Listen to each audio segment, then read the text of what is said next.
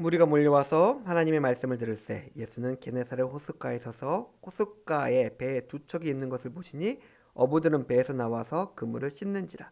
예수께서 한 배에 오르시니 그분은 시몬의 배라 육지에서 조금 떼기로 청하시고 앉으사 배에서 무리를 가르치시더니 말씀을 마치시고 시몬에게 이르시되 깊은 데로 가서 그물을 내려 고기를 잡으라. 시몬이 대답하여 이르되 선생님 우리들이 밤이 새도록 수고하였으되 잡은 것이 없지만은 말씀에 의지하여 내가 그물을 내리리이다 하고 그렇게 하니 고기를 잡은 것이 심이 많아 그물이 찢어지는지라. 이에 다른 배에 있는 동무들에게 손짓하여 와서 도와달라 하니 그들이 와서 두 배의 채움에 잠기게 되었더라. 시몬 베드로가 이를 보고 예수의 무릎 아래 엎드려 이르되 주여 나를 떠나소서 나는 죄인이로소이다 하니 이는 자기 및 자기와 함께 있는 모든 사람이 고기 잡힌 것으로 말미암아 놀라고 세베대의 아들로서 시몬의 동업자인 야고보와 요한도 놀랐음이라. 예수께서 시몬에게 이르시되 무서워하지 말라. 이제 후로는 내가 사람을 취하리라 하시니 그들이 배들을 육지에 대고 모든 것을 버려두고 예수를 따르니라. 아멘.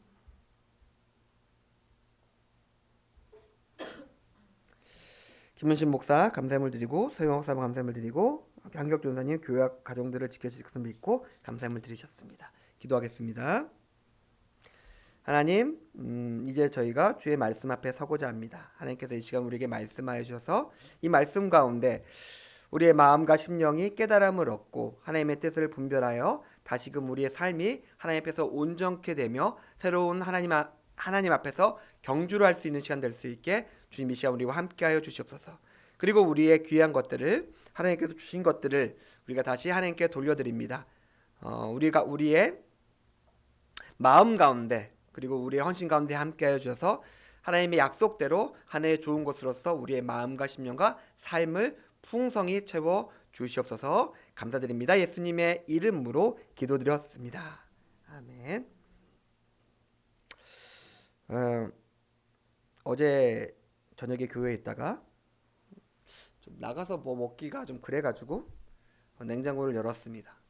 저번 주에 주일날 제가 사놓은 게 있더라고요. 편의점에서 파는 크림빵이에요. 뭐 연세 크림빵, 뭐 고대 맘모스빵, 뭐 그거였는데 딱 꺼냈습니다. 유통기한이 그 편의점에서 그 냉장으로 팔잖아요, 빵을. 딱 보니까 유통기한이 5월 1일이었어요. 오늘은 5월 6일. 5일이 지났다. 괜찮은 걸까? 고민이 됐습니다. 그래서 우리가 언제나 제 또래 남자들이 이렇게 얘기하죠. 뭐 죽기에 하겠어. 아유, 그냥 먹자. 나그도 귀찮으니까. 먹었습니다. 당연히 죽진 않아가지고 여기 서 있는데 시간이 조금 지나니까 배에서 꾸룩 소리가 나요. 느낌이 오죠? 야, 조금 지나면 좀 힘들겠다. 예, 조금 지나니까 조금씩 힘들어졌습니다. 당연히 죽진 않았지만 속으로 되뇌이죠. 이런 멍청한 녀석. 그러면서 이게 뭐야 또 이러고 있냐. 그러면서 어젯밤을 보냈습니다. 조금만 깊이 생각하면은 먹으면 안 되죠. 유통기한이 5일이고 좀 밖에 있는 냉장고의 성능을 제가 뻔히 알고 있는데 그리고 독감이 아직도 다 낫지도 않았는데 머리도 띵하고 계속해서 바보야 멍충아 그러면서 속으로 되뇌면서 혼자를 나무랬습니다. 그런데 우리는 비슷한 종류의 실수를 많이 저지릅니다. 조금만 더 생각하며 조금만 더 살펴보면은 충분히 피할 수 있는 일들을 이놈의 급한 성격 때문에 아니면 이놈의 고집 때문에 자존심 때문에 뭐 생각 없음 때문에 우리는 계속해서 후회하는 일들을 계속해서 선택하며 거기에 빠져듭니다. 그래서 우리는 계속해서 우리를 후회하죠. 내가 고등학교 때 조금만 더 했으면 혹은 내가 이때 하면은 내가 좀 더 나아졌을 텐데 그러면서 그런 후회들이 점철되어 있는 게 우리의 과거가 아닐까 뭐 그런 생각이 듭니다. 그런데 우리를 부르시는 음성이 있습니다. 우리가 쌓아왔던 후회가 아니라 아니면 아마 비슷하게 살아갈 삶이 아니라 우리를 다른 삶으로 꺾어서 그런 계속된 후회의 삶이 아니라 다른 삶을 살 수 있도록 부르시는 음성이 있습니다. 우리는 어떤 삶을 살아가고 있을까요? 계속해서 예전에 살아왔던 삶을 반복해서 계속해서 살아가고 있을까요? 아니면 후회라는 것에서 벗어나서 새롭고 온전하고 후회하지 않는 나의 삶을 완전한 삶으로서 우리 삶을 움직이고 있을까요? 오늘 우리는 우리가 너무나 잘 알고 있는 한 사람에 대해서 생각해 보려고 합니다. 그는 아마 우리랑 비슷한 삶을 살았을 거고 성격을 보면은 저보다 더 후회가 많은 삶을 살았을 것 같은 사람이에요. 오늘 이 사람의 삶이 전혀 바뀌는 모습을 생각해 보고자 합니다.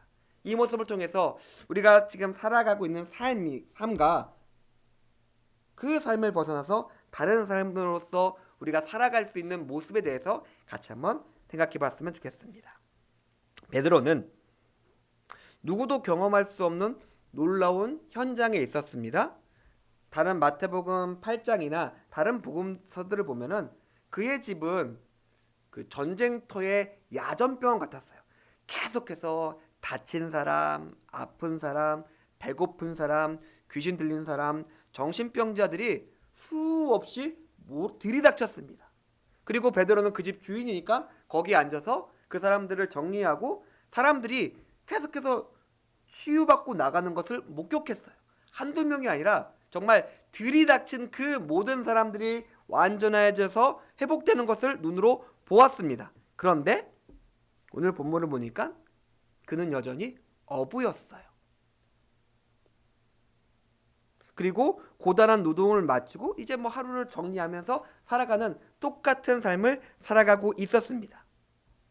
그에게는 삶이 있었고 직업이 있었어요. 자기 해야 될 일이 있었습니다. 정말 놀라운 경험이 그의 삶 바로 이전에 있었긴 했지만은 근데 이 놀라운 경험이 그의 삶과 마음을 뒤집을 정도로 큰 영향을 끼치진 못했습니다. 뭘까요? 신앙에서 우리는 놀라운 경험을 합니다. 정말 놀랍다. 하나님이 살아계시구나. 하나님이 이렇게 능력이 크시구나 라는 것을 그냥 고백하지 않으면 안 될 정도로 우리는 놀라운 경험을 합니다. 그런데 이런 놀라운 경험은 생각보다 힘이 없습니다. 방언을 하고 뭔가 치유받고 마음속에서 뭔가 뜨거운 것이 올라오고 사람들이 뒤집어지는 것을 보는데도 내가 뒤집어지는 것을 보는데도 그냥 그것은 하루의 특별한 경험 이상의 힘을 갖기는 어렵습니다. 여기서 우리가 알 수 있는 것이 있습니다. 경험이 있고 변화가 있다는 거예요. 경험한다는 것은 우리의 지식과 삶과 마음과 신앙에 영향을 줄 수 있는 가장 정말 좋은 것임은 분명합니다. 그런데 경험 자체가 사람을 바꾸진 못합니다. 제가 예전에 인상 깊었던 방송이 있었는데 힐링 캠프라는 방송에 김용만 씨가 나왔어요. 그래서 거기서 해군 가서 죽을 뻔한 이야기 2개를 합니다. 그래서 태풍이 몰려와서 해일이 배를 쳐가지고 해군이었는데 배에 엄청난 구멍이 나와서 배가 침몰할 위기에 빠졌는데 밤새 기적적으로 배가 침몰하지 않고 그 다음날 섬에 올라가서 교회에서 그렇게 뜨겁게 기도했던 건 없었다. 그런 얘기를 해요. 그리고 그 다음날 휴가 나와서 나이트를 가셨다고. 그리고 거기서 같이 휴가 나온 사람들 만났다고. 그런 얘기를 하셨는데 아직까지 기억이 나요. 엄청난 경험이었겠죠. 죽을 뻔한 경험이었고 그 경험이 눈물 콧물 쏙 빼면서 밤새 통성 기도를 하게 만들 만큼 놀라운 경험이었어요. 근데 그 다음날 휴가 나가서 뭐하지? 라고 했을 때 자기가 나와서 휴가 나와서 갔던 그거를 그대로 반복하고 있었어요. 변하지 않았죠. 경험은 했지만 변하지 않았습니다. 우리 대부분도 경험이 있습니다. 큰 충격을 받고 깨달은 것도 있고 굳은 다짐을 하면서 이제는 정말 다르게 살아가리라 라고 굳게 마음 먹었던 이 마음과 신앙을 지키겠다고 생각했던 경험은 우리는 다 가지고 있습니다. 그 결단과 그 경험이 아직까지도 독야 청청하게 우리의 삶 속에서 빛나고 있으며 그것이 내 삶을 이끌고 만들어가고 있습니까? 아니면은 아주 오래전에 그저 희미한 회색 스냅 사진처럼 그냥 내 기억에 저 과거의 한편에 남아 있습니까? 경험은 좋은 것이지만 경험은 우리를 바꾸지 못합니다. 경험이 좋은 출발점이라면 거기서 출발 땅 신호와 함께 우리를 확 앞으로 밀고 나갈 무언가 다른 강한 추진력이 우리에겐 필요합니다. 베드로는 볼까요? 예수님이 베드로에게 또 오십니다. 놀라운 경험은 이미 했어요. 베드로는 예수님을 알았어요. 그러나 여전히 업으로 살아가고 있는 베드로에게 예수님께서 오시니까 자기 집을 내어드렸던 것처럼 자기 배를 내어드립니다. 그리고 예수님의 요청에 띄워달라면 띄워드리고 별 어려움 없이 따랐습니다. 근데 그 시간에 갈릴리 바다나 그 지역에서 예수님께서 이런 요청을 했을 때 예수님의 요청에 따라 행동할 사람은 수만 명이 되었을 거예요. 예수라는 분이 있다. 이런 분이 와서 집 좀 잠깐 빌릴 수 있을까? 쓰십시오. 배도 쓰십시오. 그런 사람이 수만 명은 되었을 거예요. 그런데 여기서 하나도 나간 갈림길 변화의 시작이 등장합니다. 예수님께서 더 특별한 말을 하세요. 부담될 수 있고 하기 싫은 요청을 베드로에게 하십니다. 베드로는 그 요청에 순종했습니다. 그리고 이 순종이 베드로를 특별하게 만들었습니다. 경험은 그냥 과거에 남아있지만은 경험을 가지고 부르심과 요청에 반응해서 나의 삶의 행동으로 나아가는 순종을 했을 때 뭔가 다른 일이 일어나기 시작합니다. 베드로를 변화시킨 것이 있습니다.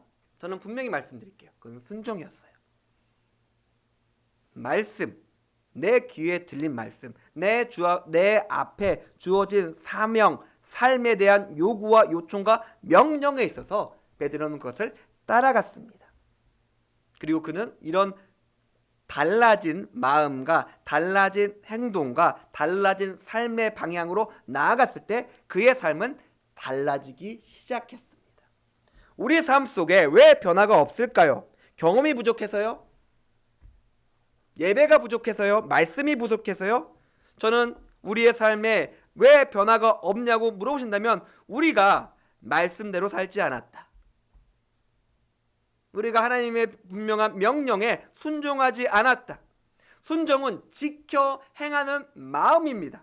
경험에서 알게 된 것이 있다면, 내 귀에 들린 것이 있다면 그것이 내 마음과 내 삶과 내 행동에 분명한 표대와 기준이 되어서 그것대로 내 삶이 수정되고 조정되고 그것들이 내 삶에서 이루어지는 것을 말합니다. 이것이 변화입니다. 여기서 경험과 순종이 나뉘어집니다. 경험은 피동적으로 내 삶에 벌어진 일들이에요. 그래서 놀랍네, 엄청나네 라고 생각합니다. 이렇게 한번 생각해 볼까요? 자전거를 뒤에서 탄 경험과 잘 들어봐. 이게 자전거라는 거야. 너 뒤에서 한번 타봤지? 앞으로 나와봐. 앉아. 한 발을 페달을 디뎌봐. 넘어질 것 같아. 아니야, 괜찮아. 그냥 몸에 힘을 풀고 한 발씩 페달을 밟으면 이게 계속 앞으로 나갈 거야. 수영을 할 때도 마찬가지죠. 처음 수영을 배울 때. 사람이 물에 들어가면 꼬르륵 가라앉는다. 근데 몸에 힘을 풀고 숨을 들이키면서 천천히 몸을 위로 띄우면 몸이 물에 떠. 그때 팔을 젓기 시작해. 그러면 앞으로 나가. 자전거 타는 것을 배우고 수영하는 법을 배웁니다. 물론 자전거를 뒤에 타본 경험도 있을 거고 보트나 배를 타면서 물을 지나간 경험이 있었을 거예요. 그런데 내가 조금 넘어질 수도 있고 물속에 꼬르륵 할 수도 있는, 익사할 수도 있는 그 가능성을 염두에 두고서 내가 그것들을 해보기 시작했을 때 다르죠. 자전거를 뒤에 타는 것과 자전거를 운전하는 것은 다릅니다. 이제 자전거를 탈 수 있는 사람, 수영을 할 수 있는 사람이 됩니다. 이게 피동적인 경험과 다른 내가 능동적인 행동으로 순종했을 때 일어난 삶의 변화입니다. 우리의 삶 속에 자전거를 타는 것처럼 수영을 하는 것처럼 내가 말씀에 능동적으로 반응해서 위험을 감수하고서라도 나의 귀찮음과 아픔과 손해를 감수하고서라도 하나님의 말씀을 따른 경험이 있느냐 없느냐의 차이가 우리의 신앙의 차이입니다. 그것이 변화의 차이입니다. 누가복음에 10명의 문둥병자가 나옵니다. 10명 다 놀라운 경험을 하죠. 그런데 예수님에게 옳다 여김을 받는 사람은 한 명이었어요. 뭘까요? 놀라운 경험을 한 다음에 그 다음에 내가 이제 뭘 하지? 9명의 사람은 내가 먹고 싶은 거 먹고 보고 싶은 거 보고 하고 싶은 거 해야지 라고 자기 생각을 떠나갔습니다. 한 명은 내가 무엇을 하지? 내가 하고 싶은 것도 있고 먹고 싶은 것도 있고 보고 싶은 것도 있긴 한데 근데 예수님을 다시 찾아가서 감사하는 게 옳은 것 같은데 예수님께 나옵니다. 당연히 예수님께서 네가 옳다. 우리가 놀라운 경험을 하고 하나님의 말씀을 알았다면 그 다음에 무엇이 옳지? 어떻게 하는 게 맞는 거지? 그리고 이게 옳은 것이네? 그럼 옳은 것을 해야지 라고 행한 경험이 있다면 우리는 자전거를 탄 사람이 될 수 있고 수영을 배운 사람이 될 수 있습니다.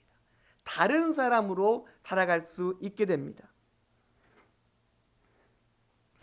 이제 우리의 마음과 생각을 하나님께서 주신 것들에 맞추는 과정이 필요합니다. 이제 마음과 눈과 손이 바뀌어야 합니다. 이전과는 다르게 살아가야 돼요. 그런데 그 생각보다 엄청난 일은 일어나지 않을 수 있어요. 베드로는 엄청난 일이 일어났죠. 근데 생각보다 별거 아니네? 그냥 밥 먹기 전에 짧게 묵도하면서 기도하고 내가 행동 하나하나 하면서 이게 더 옳은 거 아닌가? 이게 예수님 말씀에 가까운 것이 아닌가? 하나씩 내 삶을 조정하면서 맞춰가기 시작합니다. 우리 삶 속에서 차이는 작을 수 있어요. 하지만 변화된 차이가 존재한다면 이것은 격차로 벌어지기 시작합니다. 우리의 삶 속에서 하나님의 말씀을 따라 살아가는 차이를 만들어야지 우리의 삶은 변화되고 거기서 격차가 나타나고 그리고 그 격차는 어느 순간 비교할 수 없는 차이로 우리 삶 속에서 열매 맺게 될 것입니다.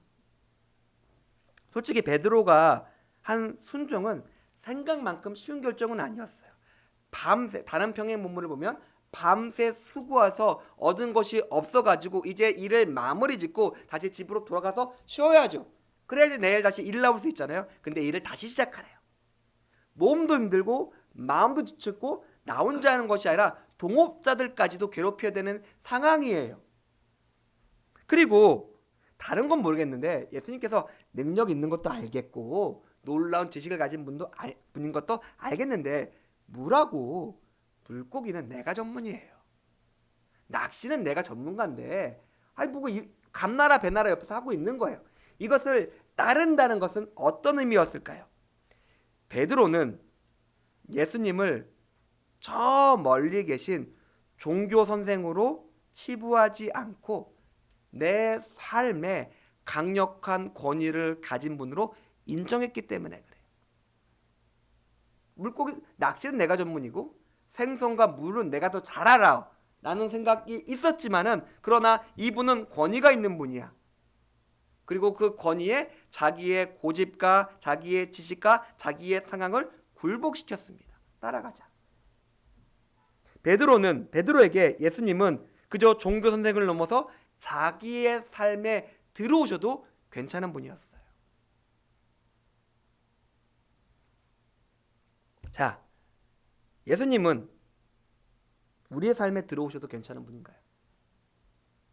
나의 삶의 자리에, 나의 가족에, 내 집에, 내 마음에, 나의 그 모든 시간 속에 예수님은 우리 그 우리가 가진 그것들 안으로 들어와도 괜찮은 분이에요. 주일날 11시에서 11시 40분까지 45분까지는 괜찮죠. 우리 하나님을 찬양하고 하나님께 기도하고 하나님께 나가야 되죠. 그 시간에 예수님은 확실히 우리의 인생의 주가 맞으세요. 근데 그 다음에 상황이 바뀌고 장소가 바뀌고 사람들이 바뀌는 그 모든 시간에도 예수님은 여전히 내 삶에 계셔도 괜찮은 분인가요? 그리고 그 분이 나의 마음과 나의 삶을 바꿔도 괜찮은가요? 그리고 그분이 말씀하신 것으로서 내가 다르게 행동하고 있는가요? 거기에서 경험과 변화가 갈라지게 됩니다. 우리가 잘 아는 순종의 결과가 있습니다. 놀라운 일들이 일어나죠. 베드로와 동료들이 그 전문가들이 한밤을 새워도 아무것도 없었는데 그물이 터지고 배가 가라앉을 정도로 놀라운 것들을 그들이 경험하게 됩니다. 그리고 분명히 알게 되죠. 이분은 내 삶에 들어와도 되는 분 정도가 아니라 내 삶의 모든 것이다. 주다라고 고백합니다. 순종을 통해서 변화를 통해서 우리는 주를 만나게 됩니다. 그 주가 단지 내가 교회 나가서 예배하면서 찬양할 대상이 아니라 내 삶의 모든 것을 압도하시고 내 삶의 모든 것들을 주장하시고 내 삶의 모든 것들을 주시는 분임을 우리는 알게 됩니다. 베드로의 신앙은 단번에 비유적인 의미로 깊은 곳에 도달하게 되었습니다. 그는 이제 예수님께 장소를 빌려주는 착한 신자가 아니라 예수님을 대신해서 멀리 나가서 낚시라는 어부가 되었어요. 착한 신자가 아닙니다. 예수님과 함께 그의 인생을 살아가는 사람이 되었습니다. 말씀에 순종했기 때문에. 아마 베드로는 매일 기도했을 거예요. 주님, 내일 제가 고기 잡으러 가야 됩니다. 애들도 크고 있고 장모님도 아프시고 뭐 이런 상황 속에서 제가 내일은 고기를 좀 많이 잡아야 될 것 같습니다. 좀 내일 함께 계셔서 이 배가 가득 차게 물고기를 채워주십시오. 기도했겠죠. 근데 이 사람이 배도 그물도 버려두고 예수님을 따릅니다. 그의 간절했던 기도의 제목은 이제 그의 입과 마음에서 사라졌어요. 중요한 것이 바뀌었기 때문에 그렇습니다. 내 그물, 내 배, 그 다음에 내 커리어가 중요한 게 아니네. 지금 눈앞에 계신 분이 중요하네. 그리고 그분을 따라가면서 그 말씀 가운데 온전히 행하는 삶으로 그의 삶이 바뀌었습니다. 사랑하는 성도님들, 베드로는 분명히 이전에도 좋은 사람이었을 거예요. 그러니까 예수님께 집도 내어주고 여러 가지 좋은 일도 했겠죠. 하지만 예수님은 베드로를 결코 좋은 사람의 수준에 머무르는 것을 용납하지 않았습니다. 좋은 사람이 아니다. 나의 사람이다. 나를 따라오고 나를 대신해서 멀리까지 갈 수 있는 사람이 예수님에겐 필요하셨습니다. 그래서 그를 깊은 곳에 가게 하시고 그를 통해서 놀라운 일을 성취하셨습니다. 결코 우리가 좋은 신앙에 만족하지 않았으면 좋겠습니다. 그냥 예배 시간에 예배 잘 드리고 그러니까 뭐 남들보다 좋은 정도로서 살아가는 좋은 경험을 했으니까 아유 좋은 삶을 살아야지 라는 정도에서 우리 삶이 끝나지 않았으면 좋겠습니다. 하나님은 우리에게 더 깊은 곳으로 보내시려고 하십니다. 아니야. 거기 아니라니까. 더 깊게. 거기는 그렇지 너가 볼 때는 충분하지. 다른 사람이 볼 때는 충분하지. 근데 내가 볼 때는 충분하지 않아? 내가 함께 하는데 더 깊은 곳에 우리를 쭉 밀어넣으십니다. 예수님은 지금도 우리를 부르십니다. 그저 그렇게 좋은 사람으로서 살아가는 삶이 아니라 하나님과 함께하는 삶으로서 우리를 초청하십니다. 깊은 데로 나가자. 내가 너와 함께 할게. 거기서 너가 알게 될 거야. 우리가 그 예수님의 음성을 듣고 이제 깊은 곳으로 나아가 예수님을 알게 되기 원합니다. 거기서 하나님은 하나님의 일을 이루실 것입니다. 우리 같이 기도했으면 좋겠습니다. 주님, 우리 삶이 나쁜 것 같진 않은데 불만이 있습니다. 좋은 것 같은데 온전한 것 같지는 않습니다. 이제 예수님의 부르심을 듣습니다.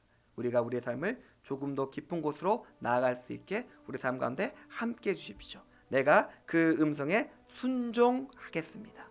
우리 조금 더 우리의 삶과 신앙이 나아갈 수 있게 해달라고 우리 그렇게 기도하며 하나님께 나가도록 하겠습니다. 기도하겠습니다.